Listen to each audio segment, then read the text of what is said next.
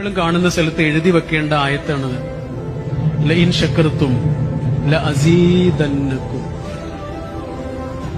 Full A+ നേടിയ mark ലിസ്റ്റുമായി നിൽക്കുന്ന കുട്ടിയോട് പറഞ്ഞു കൊടുക്കണം, ലഇൻ ശക്കർത്തും ലഅസീദന്നകും.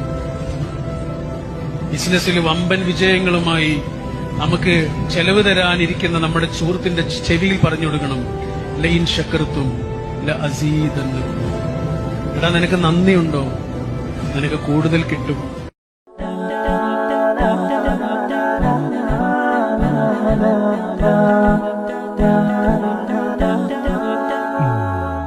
على جبين سعادتي وأفكاري تجري الحب